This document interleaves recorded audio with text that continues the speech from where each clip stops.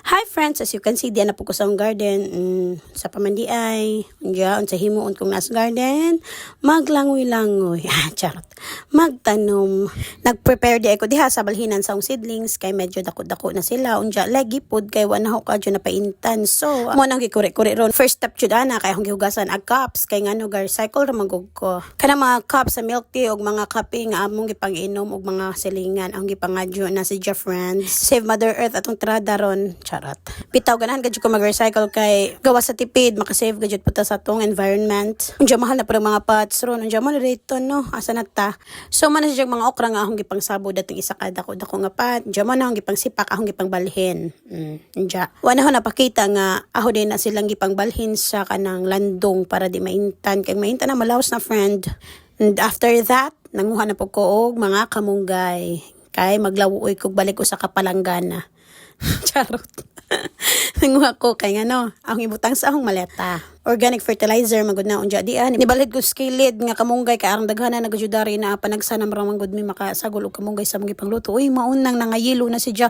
Di man tayo blend sa height mo na gibali na lang na ho ay magbuot kay ako ra magihapon mo hipos diha. Asa na bata kamunggay. Di maanam kay arang daghana magud pud si Ja kadyo mo nang ahon na raman si Jang himuslan through making organic fertilizer. Kay lamit jud sa jeg epekto sa tanom. Unja mo na si Ja kanang gituwad-tuwad diha maunay. Juta nga gikuha na ho sa akong halingan unja ho nang gipang segregate ng mga bato-bato diha na medyo pino na pud siya gamay. Magtanom ko kasagaran gadi man sa gulan og juta pero kana kay maleta manggod kas gadyo na siya og organic fertilizers mo nang ahon na raman pud siya gihapinan sa ilawom og juta unja di apod nagcompost ko dani mo nay banana peel, mga pakpak sa saging, mga pakpak sa gulay ug uban pang prutas akong gibutang diha. Unja akong gipalata, unja mo na ahon na diyang isagol. Organic gardening jud no kay medyo kapoy, medyo nag-require kasi siya hard work kay grabe ang labor nga imong himuon. Compare sa synthetic imong gamiton, mag 14-14 ka diha unsa pa nimo pambutang danang imong mga tanom, harmful magud pod na para nahura pod ha. Mao nang darir ako sa ahong gusto. Bahala nagug medyo kapoy daghang process basta kay lami ag resulta unja may exercise man pud ta mo nang okay ra ka joy. Unja wala na ako na nagidugang nagtahop kay mo lagi mo man ay main character. Magbutang po ko danag ka ng tayo o bakawa para magkukakuha. Diyan ako nang gipangtilok, gipangharos, mura kong maglawoy sa maleta. Ako nang gipangharos og tarong kay toppings na maguna siya.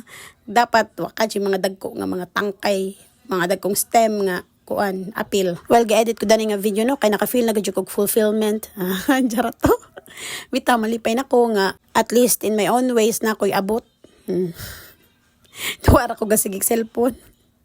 Bitaw kay ako ra bang og kanamo bitaw koy abot na ng adlaw kay mura kog maludya. Unsa mara to na nang takuban kay ako na nang tamnan unsang gabi di ta magtanong og buntag kay mga laos. Unsa ako nang gitabunan kay kakaon og manok. Bye. Wa ko matikod sige kog tabi na human na video.